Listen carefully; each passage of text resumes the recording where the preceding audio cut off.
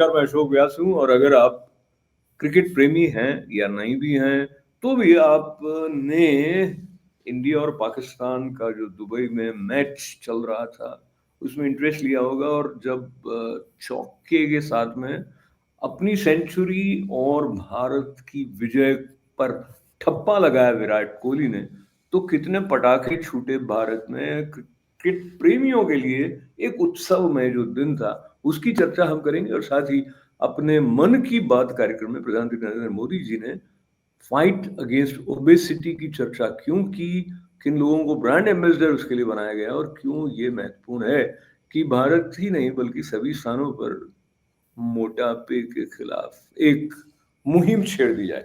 इस सब पर चर्चा करने के लिए हमने आमंत्रित किया है author and columnist, my friend Dr. Sudhir Parik, Dr. Sudhir Bisht once again. Namaste, welcome.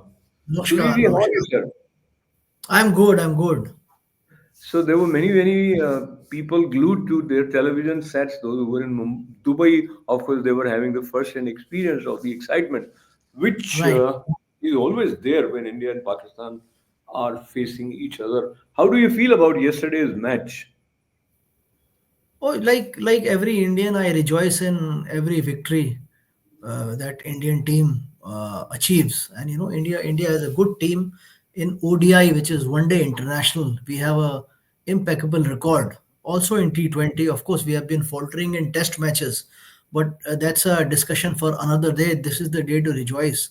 And it was I saw the match from Alpha to Omega, and I was glued to the TV. Of course, as you know, ODI has lost a lot of its sheen. Very few people watch ODI nowadays because it is either puritanicals, they say that Test match is the real cricket, and those who love the razzmatazz and the fast-paced atmosphere, they say T20 is the thing. So ODI falls somewhere in between, and it has, as Steve Waugh himself, the great Steve Waugh, I think the greatest statesman of Test cricket, statesman. He said that many people have stopped watching ODI between the 11th over and the 40th over. So it is the first 10 overs and the last 10 overs which are exciting. But he also said that it is the tournaments like Champions Trophy or the World Cup which brings life again to ODI. So I agree with him. I agree with him. He's my cricketing idol. And the match was splendid. It was a very good match to watch. So, going by what he said, the first 10 overs also sets the pace of expectation. And right Right. when, after winning the toss, Pakistan chose to bat, people started anticipating the score which they will leave for India to chase. And there were people who were already kind of discussing that Pakistan would be out on 270, some said 225. Finally, it was somewhere in between 242. And the thing is, the way Indian bowlers continued to put pressure. How do you see if you look at the India uh, preventing Pakistan from coming up with a big score and something about preparedness of Pakistani team to face the attack from India's side? Right, right. So the most popular game of your country, any country, is often the reflection of the country's state of affairs. So Pakistan's most popular game is not hockey now; it's cricket. Just like India's most popular game is cricket again. So, and Pakistan has Pakistan, which had a tremendous ODI team. Pakistan team had always been better before the Sachin Tendulkar era came. We remember when Bishan Singh Bedi and team went to Pakistan, how badly they were thrashed by Zahir Abbas, Mazid Khan, Javed Miadad, Sarfraz Nawaz, Imran Khan, stalwarts, so on and so forth. They were great batsmen of their era and they were great bowlers. They had great spinners. And India's spinning quadrant was declining. So you and I belong to the era when we have seen Pakistan team literally thrashing India out of its wits. But after that, Pakistan's cricket team, except for the brief moment when they had players like Yusuf Yohana and Yunus Khan and Wasim Akram and Wasim Akram and the other Waqar Yunus. Apart from after that, the Pakistan team has been going for a free fall. In fact, the biggest surprise is they have only one recognized spinner in their squad, and they had known that they will have to play at least two matches in Dubai, where the fast bowling does not is not so important. Coming to the game of cricket, as I have played cricket not at a competitive level, but I have studied the game as a student, as an admirer of the game. It was a very good toss to lose for India to start with, because in an India Pakistan match, the first big issue is, should you bat first or should you put opposition to bat? So let's look at the predicament of Rohit Sharma. Rohit Sharma's predicament was that the team chasing in ODI is always a better situation, if you are chasing a target in ODI. But in this typical Dubai wicket, the pitch, the ball is not coming onto the it's not coming to proper height. So the pitch is not able to give rise to the ball. So it is very difficult to bat in the second innings. On the other hand, the expectation of burden of people and the pressure of batting in second innings is something which is tremendous. But India has good players. Indian players are at their peak form. You see, we have a surprisingly talented guy at his young age, and a mature guy, Shubman Gill. And then people like KL Rahul is in very good form, and Shreyash Iyer was in very good form. And we had Akshar Patel, who's primarily a bowler, but he's in tremendous form. And Hardik Pandya is in tremendous form. The only two guys who are not in good form was Rohit Sharma and Virat Kohli. And Virat Kohli chose this day to come back to form, and rest, as they say, is history. He thrashed the wits out of Pakistan. Yeah, So I'll also add in support of Rohit. I think the way he's leading Indian team calls for proper praise for the guys' I, cool-headedness and working with a team spirit and standing by all his players. He also started off, though he left the crease at 20, but he was willing to set the pace and the tone, which was continued by Indian batsmen, that they were not there to stay but to score and do that at a fast pace. I will also seek your feelings, though this came at the fag end of the match, but 51st ODI century by Virat Kohli is something not just to celebrate, but it was amazing. And the way this last four was timed with victory of India, as well as making him mm, touch 14,000 runs in ODI cricket. It is truly remarkable. It was a historical sort of a day for Indian cricket lovers as well as India's team. Talk to me about the mental pressure which the players must be having when they know that they are this close to either their own score, which will put them somewhere in the book of history for cricket lovers. And so, in order to be there, not just physical fitness, but mental fitness also plays an important role in cricket. And this time, I think most of the players showed that sportsman spirit rather than losing their temper, etc. From both sides, I would say Pakistani players were also level-headed overall. How do you see this match from that point of view? So you've asked me almost four questions. So let me answer them one by one. First of all, about Rohit Sharma's captaincy. See, Rohit Sharma is a very good bloke. He's a good-natured guy, and he's a guy very much unlike unlike Virat Kohli, who was a high-pressure captain who expected the best and nothing but the best from his players. Rohit Sharma is captain cool. He's more in the mold of Dhoni. I would say Rohit Sharma is among the best captains India ever had. His track record as a captain of Mumbai Indians in T20 also is it's pretty important, and it's pretty good actually. Rohit Sharma does not put you under negative pressure anytime. He puts you under positive pressure. He backs his people. Once in a while, every captain loses his cool, but that's okay. So Rohit is a guy. You talk to people like Dinesh, Karthik, and then they will tell you what is the role Rohit Sharma has played in their careers. In reviving their careers. So he's a very good bloke to start with. Then you talked about Virat Kohli. See, Virat Kohli, he's a Delhi boy, so I know him somewhat. Virat Kohli is one of the greatest players to have graced this game of cricket. Make no mistake, as a ODI better, I put him I put him on a pedestal which is even above Sachin Tendulkar, even above Sachin Tendulkar. His records speak for themselves. He's a tremendous batting average. I think it is more than 55, 56 plus of a batting average, which is superb actually. And he comes in the middle order. He has some, and very often he comes one down. Sometimes he used to. He's a tremendous fielder. He's one of the best fielders of Indian team. Of course, he does not bowl. So Sachin was a better package as an all-round cricketer, but as a batsman, Virat Kohli is second, not even to Sachin. Okay. Another thing I also want to tell you, see, Virat's career has gone through crests and troughs. He's at a stage of his career where he is not only a good batsman, he's an enlightened human being. See, gone is that sense of arrogance and that sense of overstated pride. He's converted. He's drawn towards spirituality.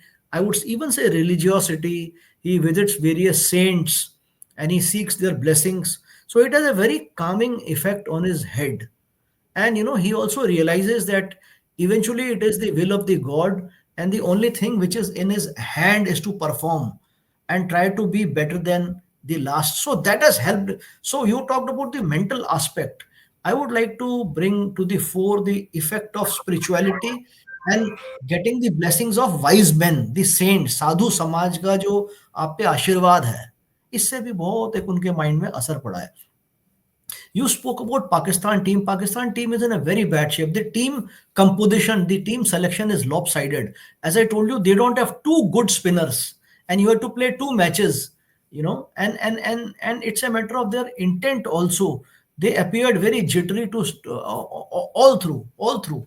And what I want to say that, but you cannot take away from them that they exhibited very good sportsman spirit on the ground. So all credit to Rizwan, the Pakistani captain.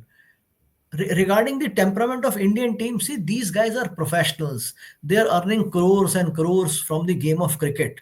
So their life depends on cricket. So today it is not that they take things casually. They are just like they have physical training and they have batsmanship training for bowling. They have training for how should they behave, how should they project their personalities. So cricket truly, yesterday cricket appeared to be truly a gentleman's game, and that is what's so good and so significant about that game. Yeah, let me just look at it from the point of view of Pakistani cricket lovers and those who, of course, aspired for the victory of Pakistan.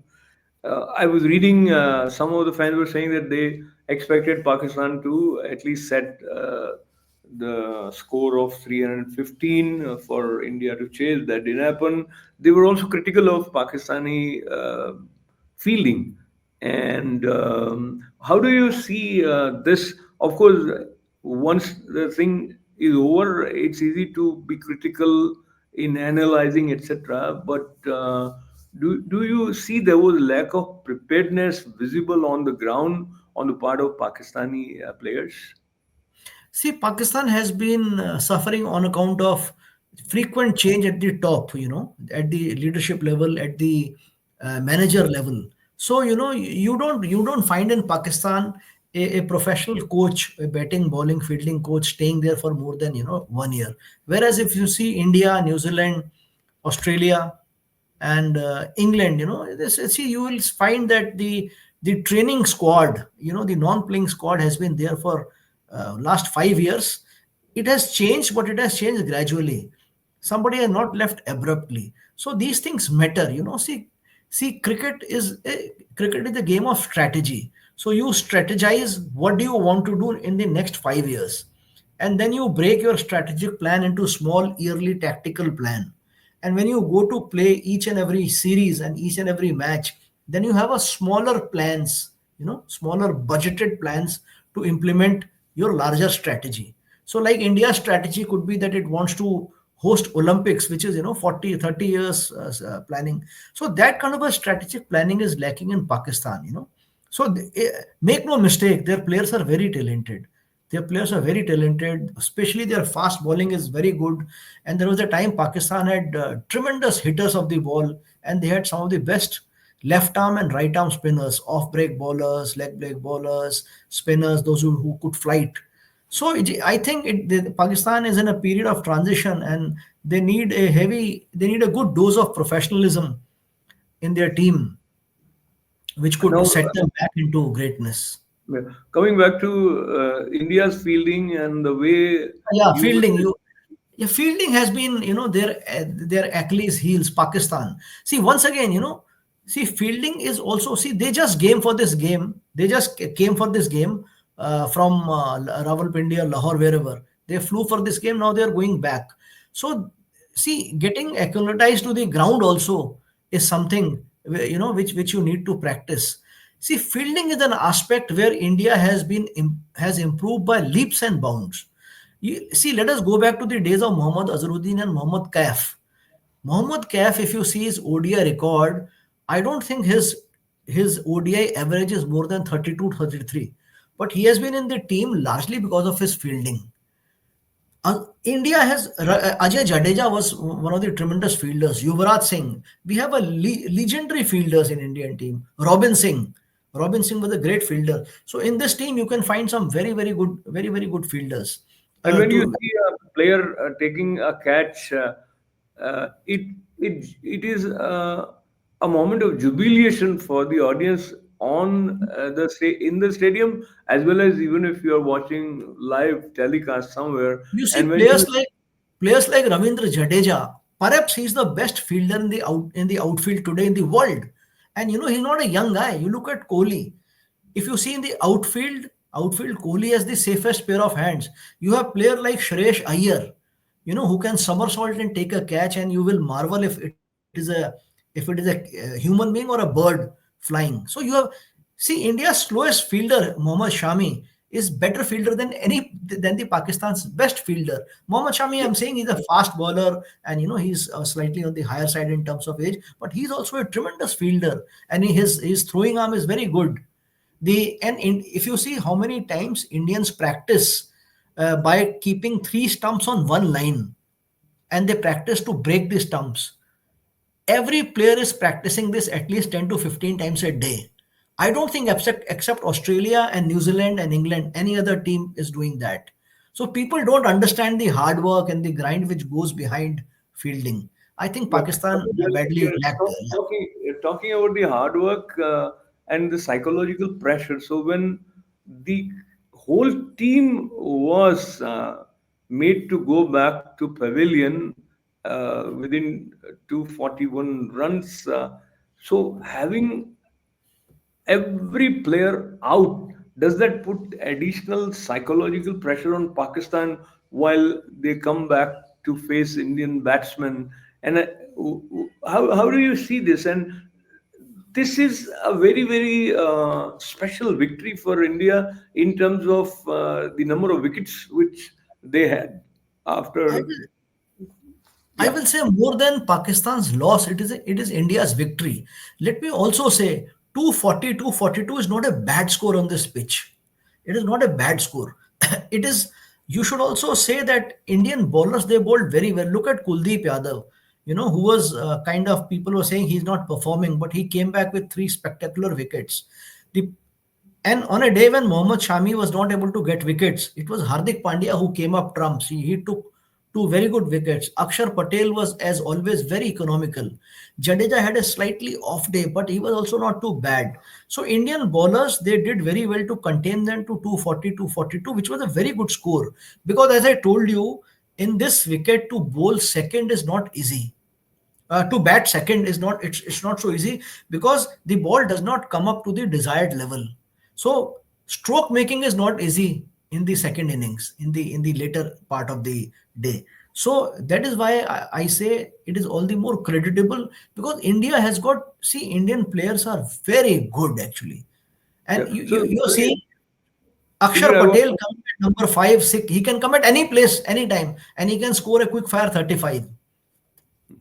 So now I want to move to another reference also, but before that, while you are happy, I think you do good in whatever be your field. So, as an Indian, do you see India's victory in these kind of games? And I think nowadays we have cricket players also as role models for the youth. So, how do you see this as far as Indian spirit is concerned? Do you see there is some palpable, probably measurable impact of these kind of victories, especially when India is facing Pakistan? Actually, see, we can keep Pakistan, we can beat Pakistan with their B team also today. So this is as much as much to be happy about India's depth of ODI team. I'm talking of ODI and I'm talking of T20. I'm not talking of Test cricket. So this is the goodness of India's ODI and T20, or Pakistan's bankruptcy in these two forms of cricket. So personally, I think India is not so much excited to beat this Pakistani team. The excitement will be much more if we beat somebody like New Zealand New Zealand now, because New Zealand has beaten us quite badly in our home series. So next match of India and New Zealand, that will be, I think that will be a key match. And then the icing on the cake would be to go on and win the Champions Trophy.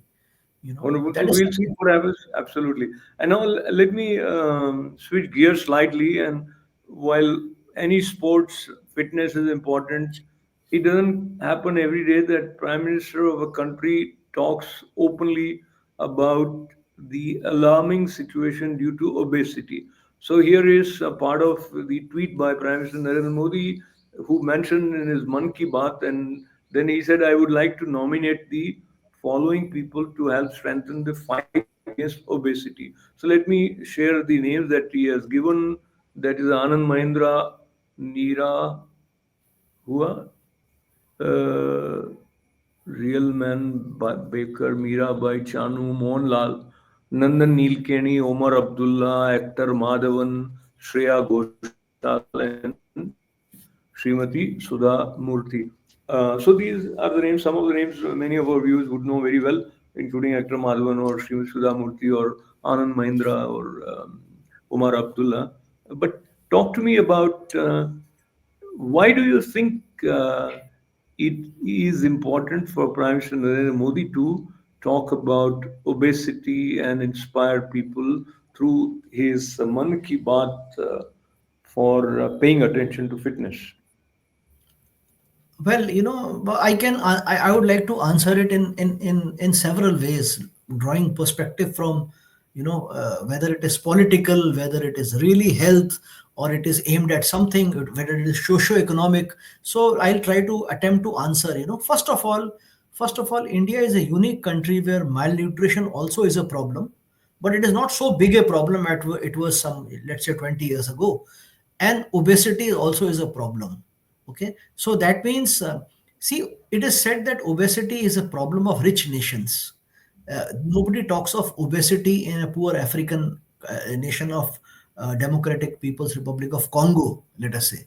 So when there are certain, it's a disease of the rich. Obesity is, as you were describing it to me before the program. If you have a body mass index of more than 30, you are obese. If it is between 25 and 30, you are overweight, and under 23, it is 25, it is underweight. Average under 23, it is underweight.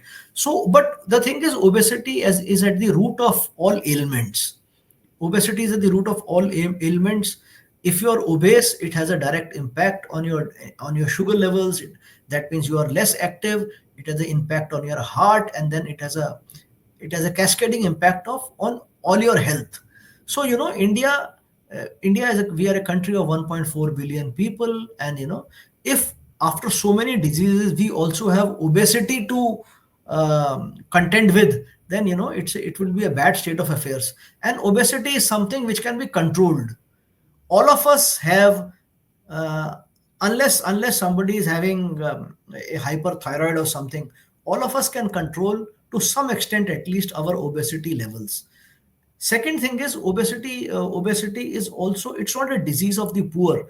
It is a disease. I'm not talking about the socio-political angle. It is a disease which inflicts largely the middle class. Earlier it was inflicting the rich. Now middle class also. And as you know, middle class is in the flavor of is the flavor of the season.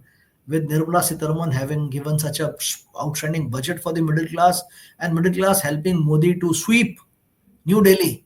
So it is natural he'll address middle class for some more time. I'm not demeaning him for saying this. I'm appreciating it, but I'm saying this is something which is at the core of, it's a flavor of the season right now.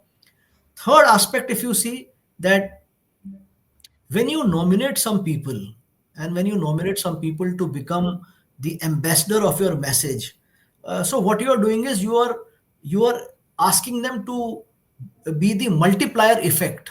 So if I tell so this is how he has done. It's a kind of a chain marketing. He said, okay, I have nominated these 10, these 10 will nominate 10 further, these 10 will.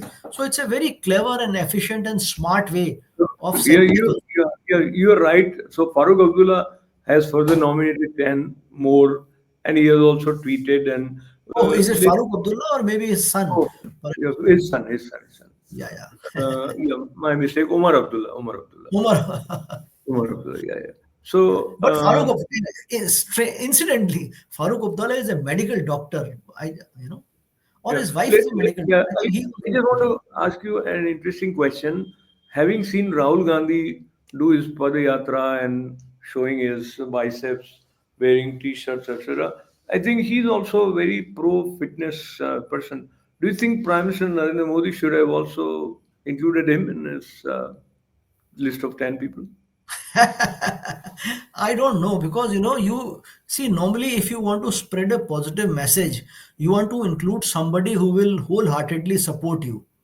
So if you include an opponent and then he takes it to some other direction, then perhaps the entire movement which he is wanting to take, it will go astray. Because and that there is nothing in Rahul Gandhi which makes me believe that he will appreciate anything which is good about Narendra Modi even remotely.